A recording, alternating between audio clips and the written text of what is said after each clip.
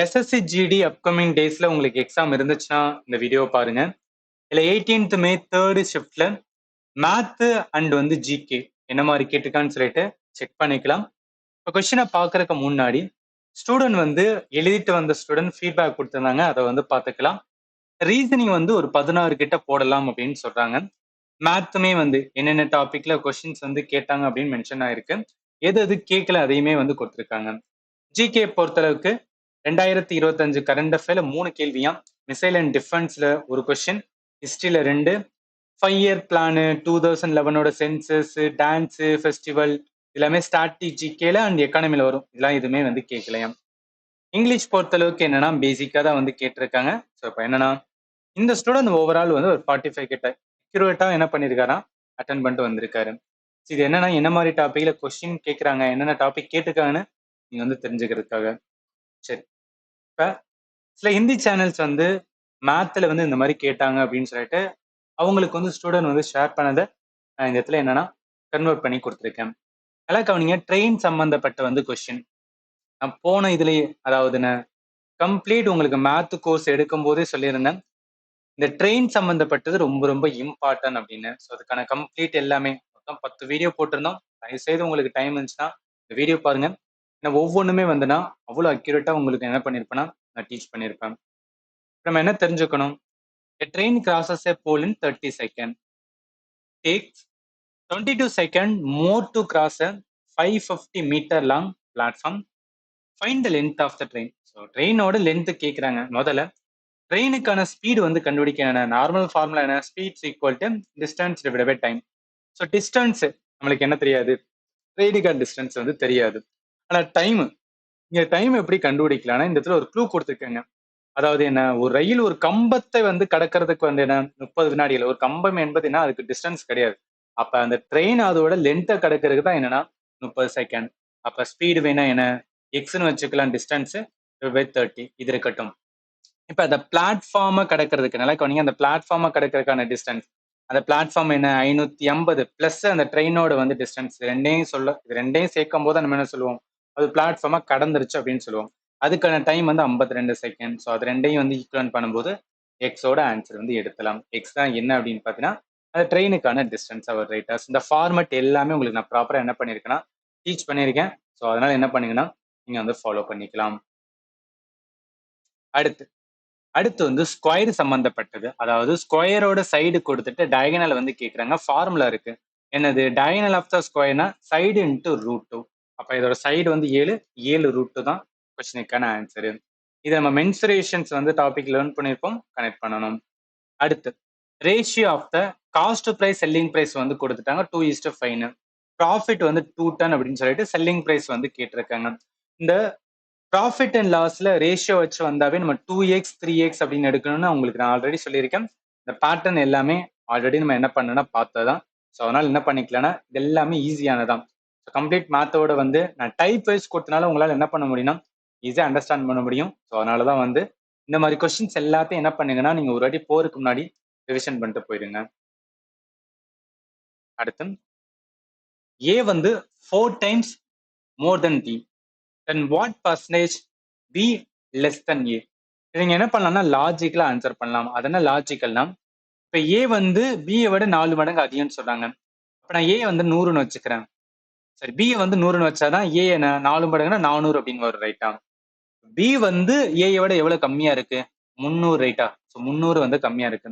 அப்ப அந்த 300 தான், அந்த 300 தான் என்ன கேட்கிறான், எதுல ஏக்கான percentage. So 300 what percent of 400 இதான் கேட்கிறான்.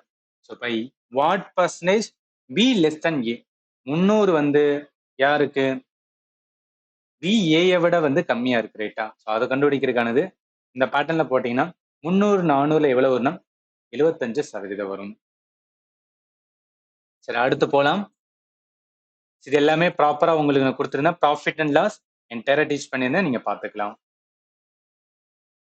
அடுத்து பர்சனோட எக்ஸ்பெண்டிச்சர். ஸோ பர்சன் எக்ஸ்பெண்டிச்சர் வந்துட்டாவே இது என்ன டாபிக்னா பர்சன்டேஜ் ரைட்டா. ஸோ அப்போ பர்சன்டேஜ்ல நம்ம லேர்ன் பண்ணது என்ன ஆகணும், உங்க மைண்டுக்கு ஸ்ட்ரைக் ஆகணும்.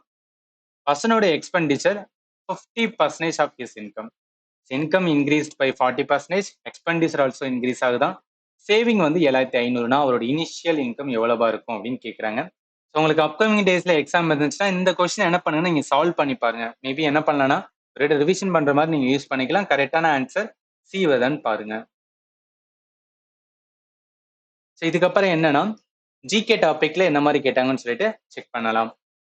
Which year did the Sachin Tendulkar hit his 100வது இன்டர்நேஷனல் செஞ்சுரி? இது வந்து கிரிக்கெட் ஃபாலோ பண்றவங்களுக்கு இது கொஞ்சம் ஈஸியானதான்.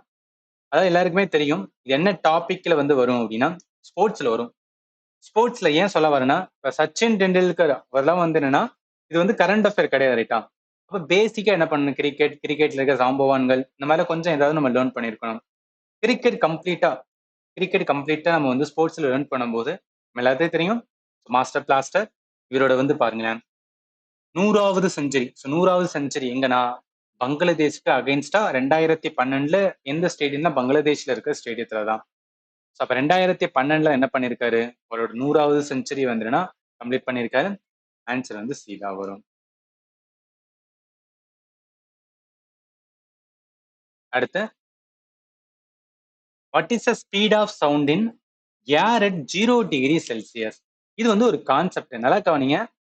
ஏர்ல சவுண்டோட ஸ்பீடு எவ்வளவு இருக்குன்னா ஒரு செகண்டுக்கு 332 மீட்டர் வந்து போகும்னு சொல்லுவாங்க. சில ஸ்டூடெண்ட் என்ன பண்ணுவாங்கன்னா எக்ஸாம் ஹால்ல இந்த மாதிரி கொஸ்டின் பார்த்தோன்னே ஓகே ஸ்பீடு அப்படின்னு சொல்றாங்க. அவங்க மைண்டுக்கு என்ன லைட்டோட ஸ்பீடு 3 × 10⁸. ஜஸ்ட் என்னன்னா கொஸ்டினை கவனிக்காம கொஞ்சம் என்ன பண்ணுவாங்கன்னு வச்சுக்கலாம், டக்கு டக்குன்னு ஆன்சர் பண்ற ஸ்டூடெண்ட் இந்த மாதிரி பண்ணுவாங்க. நல்லா கவனிங்க. அவன் சவுண்டை தான் சொல்றான். சவுண்டோட ஸ்பீடு வந்து என்னன்னா 332 மீட்டர்/செகண்ட். நான் உங்களுக்கு ப்ராப்பரா டீச்சும் பண்ணியிருப்பேன். இது பிசிக்ஸ்ல எதுல வரும்னா சவுண்ட் இருக்கு பாத்தீங்கன்னா இதுல வந்து நம்ம லேர்ன் பண்ணியிருப்போம். நான் ஒண்ணு வந்து டீச் பண்ணியிருந்தேன்னா கரெக்டா சொல்லிடுவேன் நான் அந்த மாதிரி பண்ணியிருக்கேன் அப்படின்னு. சும்மா நான் வந்து என்னன்னா பண்ணாததெல்லாம் வந்து நான் பண்ணேன் அப்படின்லாம் சொல்ல மாட்டேன். கொஸ்டினுக்கு ஆன்சர் என்ன வரும்னா ஆப்ஷன் ஏ தான் வரும். அடுத்து குளோபல் ஹங்கர் இண்டெக்ஸ் 2024 அதுல இந்தியாவோட ரேங்க் வந்து கேட்டிருக்காங்க. இதெல்லாமே ஒரு டஃப்பானதான். ஏன்னா 2024 நடக்க போற எக்ஸாமுக்கு நான் போன வருஷம் வேணா கரண்ட் அஃபேர் லேர்ன் பண்ணுவேன். 2025 நான் 2024 வந்து என்னன்னா நம்மளால வந்து உட்காந்து படிச்சுட்டு இருக்க முடியாது. பட் என்ன பண்ணிருக்காங்கன்னா கேட்டிருக்காங்க. 105வது என்னன்னா ரேங்க் தான் யாருன்னா இந்தியாவோட ரேங்க் குளோபல் ஹங்கர் இண்டெக்ஸ். அடுத்து குளோபல் ஃபயர் பவர் இண்டெக்ஸ் 2025ஓட சைனாவோட ரேங்க் என்ன அப்படின்னு கேட்குறாங்க. நல்லா கவனிங்க. அவன் இந்தியாவோட ரேங்க் கேட்கல, சைனாவோட ரேங்க். சைனா வந்து 3rd, நம்ம வந்து 4th. So 2025 global firepower index படி சைனா வந்து 3rd, யாருக்கு அப்புறம்னா யுனைடெட் ஸ்டேட் அண்ட் வந்து ரஷ்யா. ஸோ 4th யார் இருக்கோம்னா நம்ம இந்தியா வந்து இருக்கோம். அடுத்து லெப்சா. ஸோ ஃபோக்கான டான்ஸ் லெப்சா ஃபேமஸான ஃபோக் டான்ஸ் எந்த ஸ்டேட் சம்பந்தப்பட்டதுன்னு கேட்குறாங்க. சிக்கிம். ஸோ சிக்கிம்ல ஃபேமஸானது வந்து லெப்சாவோட ஃபோக் டான்ஸ். இது என்ன டாபிக்னா ஸ்ட்ராட்டஜிக்கு அகைன் வந்து ஃபோக் டான்ஸ் தான் நம்ம ப்ராப்பரா லேர்ன் பண்ணியிருக்கணும். அடுத்து பிர்சா முண்டா எது சம்பந்தப்பட்டவர் அப்படின்னு வந்து கேட்குறாங்க. ஸோ பிர்சா முண்டாவை நம்ம எங்க லேர்ன் பண்ணுவோம்னா ஹிஸ்டரியில வந்து லேர்ன் பண்ணுவோம். அதாவது ஹிஸ்டரி நல்லா கவனிங்க. முண்டா ரிபலியன் அப்படின்னு சொல்லிட்டு வந்து லேர்ன் பண்ணியிருப்போம். இது என்னன்னா பிரிட்டிஷுக்கு அகைன்ஸ்டா என்ன பண்ணியிருப்பாங்கன்னா ட்ரைபல் அண்ட் பெசன்ட் ரிவால்ட் அப்படின்னு லேர்ன் பண்ணுவோமா அதுலதான். அப்ப அவன் கேட்கறது பிர்சா முண்டா எந்த ரீஜன் சம்பந்தப்பட்டன்னு கேட்குறாங்க. ஜார்க்கண்ட். அதாவது அங்க ஒரு பிளேட் இருக்கும். ஸோ சத்தீஸ்கர் ஜார்க்கண்ட் அந்த லைன்ல என்னன்னா ஒரு பிளேட் இருக்கும். அந்த இடத்த மையமா கொண்டு தான் என்ன பண்ணிருப்பான்னு வச்சுக்கலாம் பிரிட்டிஷ் ரூலுக்கு அகைன்ஸ்டா என்ன பண்ணுவோம்னா இவங்க வந்து போராடுவாங்க. கொஸ்டினுக்கு ஆன்சர் வந்து பீதா வரும். Which one of the following plateau known as the roof of the world? உலகின் கூரை என்று அழைக்கக்கூடிய பீடபூமி எது அப்படின்னு வந்து கேட்குறாங்க. ஸோ டெக்கானு, சோட்டா நாக்பூர், திபெத்தியன் இது வராது. அதாவது சென்ட்ரல் ஏஷியால இருக்கிற அந்த பம்மீர் பிளாட்டோ ஆப்கானிஸ்தான் இந்த சைட்ல இருக்கும். இந்த பிளாட்டா ரூப் ஆஃப் த வேர்ல்டு அப்படின்னு சொல்லுவாங்க. அதுக்கான ரீசன் என்னன்னா நிறைய மவுண்டெயின் ரேஞ்சஸ் வந்து என்னன்னா இருக்கக்கூடிய இடமா இருக்கும். இன்னும் ரொம்ப ஹைட்டாவும் இருக்கும். அதாவது நிறைய மவுண்டைன் ஹைட்டா இருக்கும். இந்தியாலேயே உலகத்திலேயே ரொம்ப ஹையான மவுண்டைன் வந்து எவரெஸ்ட் தான். ஆனா இந்த சைட்ல இந்த பமீர் பிளாட்ல பாத்தீங்கன்னா நிறைய ரொம்ப ஹை லெவல் எலிவேஷன் இருக்கனால இதுதான் என்ன சொல்றாங்கன்னா ரூஃப் ஆஃப் த வேர்ல்டு அப்படின்னு சொல்றாங்க. ஆக்சுவலி என்னன்னா மாத்தி கொடுத்துறேன். இது வந்து முன்னாடி கொடுத்துருக்கணும். எந்த கொஸ்டினுக்குன்னா இங்க இருக்கிற பாத்தீங்கன்னா பிர்சா முண்டா இதுல வந்து கொடுத்துருக்கேன். இதை மட்டும் மாத்தி கொடுத்துறேன், பாத்துக்கலாம். அடுத்து வாங்க. In which year did the Susil Kumar win a medal at the Olympic Games? நல்லா கவனிங்க. முதல்ல சுசில் குமார் யாரு அப்படின்னு தெரிஞ்சா மட்டும்தான் இந்த கொஸ்டின் வந்து ஆன்சரே பண்ண முடியும். இது கம்ப்ளீட்டா நம்ம ஸ்போர்ட்ஸ்ல வந்து லேர்ன் பண்ணியிருப்போம். அதாவது ஸ்போர்ட்ஸ்ல ஒவ்வொரு ஃபீல்ட்லையும் நிறைய இம்பார்ட்டன்ட் வந்து என்னன்னா பர்சனாலிட்டி இருப்பாங்க. அந்த மாதிரி ரெசலிங்ல வந்து யார் ரொம்ப ஃபேமஸ் ஆனது அப்படின்னா சுஷில் குமார் சோலங்கி அப்படின்னு சொல்லுவாங்க. நான் கிளாஸ் எடுக்கும் போது என்ன ஸ்லைட் கொடுத்தனோ அதான் இந்த இடத்துல மென்ஷன் பண்ணியிருக்கேன். நம்ம என்ன தெரிஞ்சுக்கணும் இவரை பத்தி வந்து 2012 லண்டன் ஒலிம்பிக்ஸ்ல சில்வர் மெடல் எதுல அடிச்சிருப்பாருன்னா ரெசலிங்ல வந்து அடிச்சிருப்பாரு. And also gold medal Commonwealth game 2014. இப்ப இதை வச்சு நம்மளால ஆன்சர் பண்ண முடியுமா? எஸ், முடியும். ஏன்னா அவங்க ஒலிம்பிக் கேம்ஸ்ல எதுல மெடல் வாங்கினாங்கன்னு கேக்குறாங்க. நான் என்ன சொன்னேன், 2012 லண்டன்ல வந்து வாங்கினாங்க. அதோடு சேர்த்து 2008 பெய்ஜிங் இருக்கு பாத்தீங்களா, அந்த டைம்ல என்ன வாங்கியிருப்பாருன்னா பிரான்ஸ் மெடல் வந்து வாங்கியிருப்பாரு. ஸோ அதனால என்ன கொஸ்டின் ஆன்சர் பீதா வரும். இவரை பத்தி தெரிஞ்சவங்க கொஞ்சம் என்ன பண்ணலாம்னா ஆன்சர் வந்து பார்க்கலாம். இருந்தாலும் அது கொஞ்சம் வந்து டஃப்பான கொஸ்டின் தான். அடுத்து 2016 8வது பிரிக்ஸ் சமிட் இங்க நடந்துச்சுன்னு கேட்கறாங்க. இந்த இன்டர்நேஷனல் ஆர்கனைசேஷனா இருக்கிற பிரிக்ஸ் ரிலேட்டடா நிறைய கொஸ்டின்ஸ் வந்து இதுக்கு முன்னாடி கேட்டாங்க, இனிமேலும் கேட்க சான்சஸ் இருக்கு. ஸோ அதனால இது ரிலேட்டடா கொஞ்சம் டெப்தா பாத்துக்குங்க. நம்ம இன்டர்நேஷனல் ஆர்கனைசேஷன் லேர்ன் பண்ணும்போது கம்ப்ளீட்டா பிரிக்ஸ் லேர்ன் பண்ணிருப்போம். 2009 என்ன பண்ணிருப்பாங்க, எஸ்டாப்ளிஷ் பண்ணிருப்பாங்க. 2010 என்ன இருக்குன்னா சவுத் ஆப்பிரிக்கா ஜாயின் பண்ணி அந்த வார்த்தை பிரிக்ஸ் அப்படின்னு ஒரு வார்த்தை வந்து வந்திருக்கும். இப்ப 2016 அது எங்க நடந்துச்சுன்னா இந்தியாவில தான் நடந்துச்சு. அதான் கவனிங்க, இப்ப 2026 இங்க தான் நடக்க போகுது பிரிக்ஸோட சமிட் அப்படின்னு பார்த்தீங்கன்னா இந்தியா தான். அதே மாதிரி 2016 எங்க நடந்திருக்குன்னா இந்தியாவில நடந்திருக்கு, கோவா தான். கொஸ்டினுக்கு ஆன்சர் வந்து இதா வரும். அடுத்து, a new technology like artificial intelligence and automation renders ஒர்க்கரோட existing skill absolute. The resulting unemployment call, அதாவது செயற்கை நுண்ணறிவு மற்றும் தானியமயமாக்கம் போன்ற புதிய தொழில்நுட்பங்கள் தொழிலாளர்களின் தற்போதைய திறன்களை பயன்பாடற்றதாக மாற்றும் போது ஏற்படும் அந்த வேலை இல்லாமை டேஸ் என அழைக்கப்படுது. ஐடில இருக்கிற ஸ்டூடெண்ட்டுக்கு நீங்க மேபி உங்களோட ஃப்ரெண்ட்ஸ் ஐடில இருக்காங்கன்னா உங்கள்கிட்ட கேட்டு பாருங்க. ஏன்னா நிறைய இப்ப வந்துன்னா ஏஐ வந்ததுக்கு அப்புறம் வந்து நிறைய லெவல்ல என்னன்னா ஒர்க் இல்லாம போகுது. ஸோ அந்த மாதிரி இருக்கு, அந்த மாதிரி ஒர்க் இல்லாம அன்எம்ப்ளாய்மெண்ட் கிரியேட் ஆச்சுன்னா அதுக்கு பேர் என்னன்னு கேட்குறாங்க. இது வந்து ஸ்ட்ரக்சரல் அன்எம்ப்ளாய்மெண்ட். ஏன்னா என்டையராகவே என்ன இருக்கு, இந்த எக்கானமி கொஞ்சம் வந்து சேஞ்ச் ஆகுது ரைட்டா. ஃப்ரிக்ஷனல் என்பது கொஞ்சம் காலத்துக்கு அப்படின்னு சொல்லுவாங்க. சைக்கிளிக்கல் என்பது என்னன்னா காலம் பொறுத்து, அதாவது என்ன இது வந்து விவசாயத்துல வந்து பார்க்க முடியும்னு சொல்லுவாங்க. ஏன்னா விவசாயத்துல என்ன மழை பெய்யும் போது நல்லா வந்து என்ன இருக்குன்னா எம்ப்ளாய்மெண்ட் இருக்கும் ரைட்டா. மழை பெய்யாத போது ஒழுங்கா வந்து என்னன்னா வேலை இருக்காதா. ஸோ அதுதான் சைக்கிளிக்கல். டிஸ்கஸ்ட் அப்படின்னு பார்த்தீங்கன்னு வச்சுக்கலாம், இதுக்கு ஒரு பெஸ்ட் எக்ஸாம்பிள் வந்து ஒரு சீரியலை கூட வந்து சொல்லுவாங்க.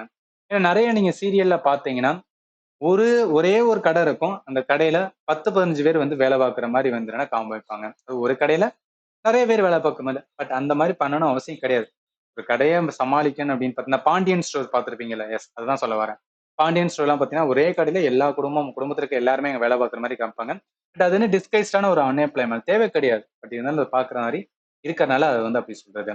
கொஸ்டினுக்கு ஆன்சர் வந்து ஸ்ட்ரக்சரல் தான். இது எல்லாமே நம்ம எக்கானமில வந்து லேர்ன் பண்ணணும். நல்லா கவனிங்க. எக்கானமில கம்ப்ளீட்டாவே இந்த டிமாண்ட் அண்ட் சப்ளை இருக்கு பாத்தீங்களா, இந்த ஏரியாலேயே என்னன்னா உங்களுக்கு சொல்லியிருப்பேன். என்ன அன்எம்ப்ளாய்மெண்டோட நிறைய டைப்ஸ் வந்து இருக்கும். சாரி, இங்க இருக்கு. சாரி, டிமாண்ட் சப்ளை கிடையாது, unemployment. Inflation and unemployment types வந்து சொல்லியிருப்பேன். அதை வந்து கனெக்ட் பண்ணுங்க. ஆன்சர் வந்து பார்த்தாச்சு. ஸோ இவ்வளோ கொஸ்டின் தான் இந்த ஷிஃப்ட்ல வந்து கிடைச்சது. ஆக்சுவலா முன்னாடியே வந்து அப்லோட் பண்ண நினைச்சிருந்தேன். பட் டியூ டு சம் ரீசனால என்னால் அப்லோட் பண்ண முடியல. அதனால இப்போ அப்லோட் பண்ணேன். பட் இதுக்கப்புறம் அடுத்த ஷிஃப்டோட கொஸ்டின்ஸ் வந்து கிடைச்சாலும் கண்டிப்பா உங்களுக்கு என்ன பண்றேன்னா ஒரு வீடியோவை போடுறேன். ஏதாவது டவுட் இருந்துச்சுன்னா வீடியோட கமெண்ட்ல வந்து மென்ஷன் பண்ணுங்க. அண்ட் ஃபைனலி, தேங்க்யூ ஃபார் வாட்சிங் and have a nice day.